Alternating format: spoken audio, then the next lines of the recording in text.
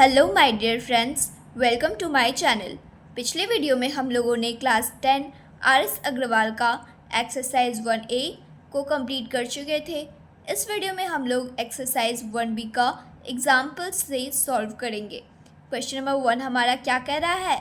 Express each of the following as a product of prime factors. हम लोगों को जो है एक्सप्रेस करना है, जो नंबर्स हम लोग को दिया गया है उसको जो है हम लोगों को एक्सप्रेस करना है as a product of prime factors. Prime factors के रूप में प्राइम फैक्टर्स निकालना है हम लोगों को किसका? 105 का।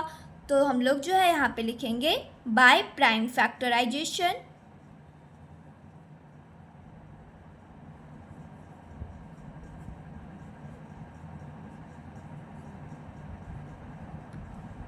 बाय प्राइम फैक्टराइजेशन हम लोग को जो है इसका फैक्टर निकालना है।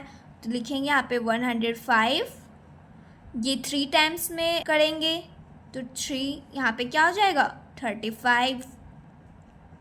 फिर जो है ये कितने टाइम्स में होगा? 5 टाइम्स में 7 आ जाएगा हमारा यहाँ पे। तो हमारा जो एलसीएम आया यानी कि फैक्टर आया 105 का क्या आया? 3 इंटू 5 इंटू 7। क्या आया? 3 इंटू 5 इंटू 7। यही हमारा क्या हो जाएगा? आंसर हो जाएगा। नेक्स्ट है 462।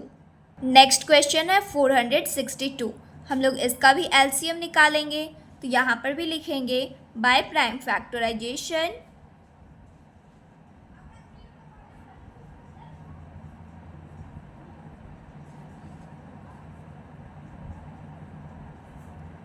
फोर 462 का निकालेंगे तो इसका एलसीएम लेंगे, 2 टाइम्स में डिवाइड होगा 231। फिर जो है ये 3 टाइम्स में लगेगा 77। फिर जो है ये 7 टाइम्स में होगा 11 और ये 11 टाइम्स में ही होगा, ये हो जाएगा 1। तो इसका जो हमारा प्राइम फैक्टर आया वो क्या आया? इसका जो प्राइम फैक्टर वो क्या हो जाएगा? 462 equal to 2 into 3 into 7 into 11। यही हमारा क्या हो जाएगा? आंसर हो जाएगा। नेक्स्ट क्वेश्चन है 651। तो हम लोग 651 का भी एलसीएम निकालेंगे। तो ये कितने टाइम्स में होगा? 3 टाइम्स में होगा 217। फिर 217 जो है वो 7 टाइम्स में डिवाइड होगा 31। तो ये क्या हो जाएगा? हैंस 651 का जो है हमारा एलसीएम क्या आ गया? 3 इंटू 7 इंटू 31 आ गया। यही हमारा क्या हो जाएगा? आंसर हो जाएगा। नेक्स्ट क्वेश्चन, क्वेश्चन नंबर 2 को सॉल्व करेंगे। क्वेश्चन नंबर 2 हमारा क्या कह रहा है? Simplify each of the following and so that the result is a composite number. हम लोगों को जो है सिंप्लीफाई करना है, जो गिवन नंबर दिया गया है उसको सिंप्लीफाई करना है और हम लोगों को शो करना है कि जो इसका वैल्यू आएगा वो एक कंपोजिट नंबर होगा। क्या होगा? एक कंपोजिट नंबर होगा। तो सबसे पहले हम लोग जो है इसको सॉल्व करते हैं। हम लोग जो है इसमें क्या देख रहे हैं कि 13 कॉमन है, क्योंकि 5 इंटू 11 इंटू 13 यानी 13 जो है वो 5 और 11 के साथ कॉमन में है और यहाँ पे प्लस 13 जो है यहाँ पर भी 13 कॉमन है। तो हम लोग जो है 13 को कॉमन ले लेते हैं। तो ये हो जाएगा 5 इंटू 11 प्लस 1। क्या हो जाएगा? 5 इंटू 11 प्लस 1 हो जाएगा। उसके बाद फिर हम लोग ये लिखेंगे 13। 5 इंटू 11 करेंगे तो क्या हो जाएगा? 55। 55 प्लस 1 करेंगे तो क्या हो जाएगा? 56। तो यहाँ पे लिखेंगे 56। 13 इंटू 56 करेंगे। अभी क्या हो गया? 13 इंटू 56 आ गया। 13 इंटू 56 को जो है हम लोग 7 इंटू 8 भी लिख सकते हैं। क्या लिख सकते हैं? 13 को हम लोग 7 इंटू 8 भी लिख सकते हैं। तो हम लोग क्या देख रहे हैं कि जो हमारा नंबर आया वैल्यू, इसका जो है 2 से ज़्यादा फैक्टर है, क्योंकि एक 13 फैक्टर हो जाएगा, एक 7 फैक्टर हो जाएगा, एक 8 फैक्टर हो जाएगा, एक 2 फैक्टर हो जाएगा इसका। तो हम लोग क्या देख रहे हैं यहाँ पर जो है, ये जो हमारा वैल्यू आया इसका 2 से ज़्यादा फैक्टर है, तो ये एक क्या हो गया, एक कंपोजिट नंबर हो गया और हम लोग को यही शो करना था।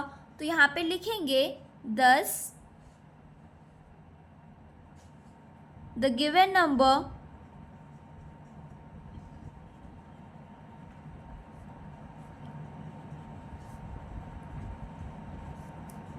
has more than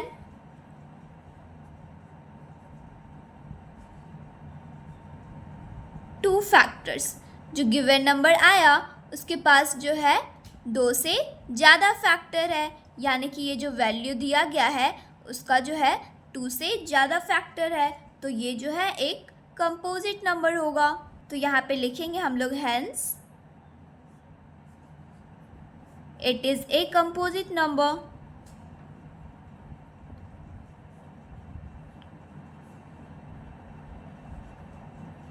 ये जो है एक कंपोजिट नंबर है। नेक्स्ट क्वेश्चन क्या है, 6 into 5 into 4 into 3 into 2 into 1 plus 5 है।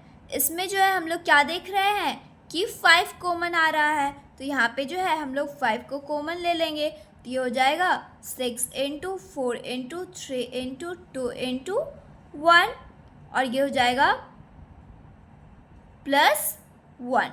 तो हम लोग इसको सॉल्व करेंगे, ये हो जाएगा 145, क्योंकि 6 इंटू 4 करेंगे तो क्या हो जाएगा 24, 24 3 जा करेंगे तो क्या हो जाएगा ये 72, 72 इंटू 2 करेंगे तो ये हो जाएगा 144 और 144 प्लस 1 करेंगे हो जाएगा 145। तो अब हम लोग यहाँ पे लिखेंगे 5 इंटू 145। 145 को जो है हम लोग क्या लिख सकते हैं, 5 इंटू 145 को हम लोग 5 के साथ करेंगे तो 5 इंटू 29 भी लिख सकते हैं। 5 इंटू 29 करेंगे तो क्या आएगा हमारा 145 ही आएगा। तो हमारा जो गिवन नंबर दिया गया है यहाँ पे, इसका जो हमारा फैक्टर आया वो 1 भी आया, 5 भी आया और 29 आया, क्योंकि ये जो है सारा फैक्टर ही है इसका। तो हम लोग क्या देख रहे हैं कि ये जो गिवन नंबर है उसका 2 से ज़्यादा फैक्टर आया, तो ये क्या हो जाएगा, एक कंपोजिट नंबर हो जाएगा। तो इसमें भी लिखेंगे 10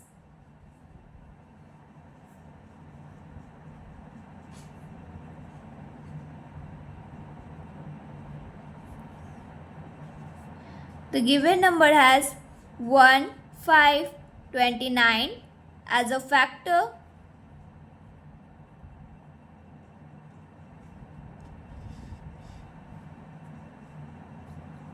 So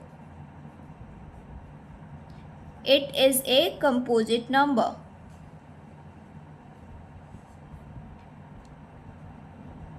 और यही हम लोगों को जो है प्रूव करना था। क्वेश्चन नंबर 3 हमारा क्या कह रहा है, find the HCF and LCM of 612 and 1314 using prime factorisation method. हम लोगों को जो है HCF एंड LCM को फाइंड करना है, किसका, 612 एंड 1314 का, यूजिंग प्राइम फैक्टराइजेशन मेथड।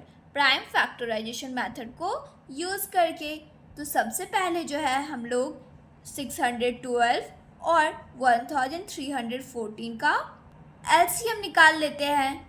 तो यहाँ पे जो है हम लोग लिखेंगे 612, इसका जब हम लोग LCM निकालेंगे तो ये 2 टाइम्स में होगा 306, फिर ये 2 टाइम्स में लगेगा 153, फिर ये 3 टाइम्स में लगेगा 51, फिर ये 3 टाइम्स में लगेगा 17 और ये फिर 17 टाइम्स में लगेगा 1 और फिर जो है ये क्या है 1314 का हम लोग LCM निकालेंगे तो ये 2 टाइम्स में लगेगा 657, फिर ये 3 टाइम्स में लगेगा तो ये हो जाएगा 219, फिर ये 3 टाइम्स में लगेगा तो ये हो जाएगा 73 और फिर ये 73 जो है 1 टाइम्स में लगेगा तो ये हो जाएगा 73। तो हमारा जो 612 का एलसीएम आया वो क्या आया, 2 इंटू 2 इंटू 3 इंटू 3 इंटू 17। हम लोग जो है इसको इस तरीके से भी लिख सकते हैं, 2 का स्क्वायर इंटू 3 का स्क्वायर इंटू 17, क्योंकि 2 यहाँ पे 2 2 है और यहाँ पर भी 2 3 है, तो हम लोग यहाँ पे स्क्वायर कर दिए, 2 का स्क्वायर इंटू 3 का स्क्वायर इंटू 17 आ गया। अब जो है नेक्स्ट हमारा एलसीएम किसका निकाले थे, 1314 का।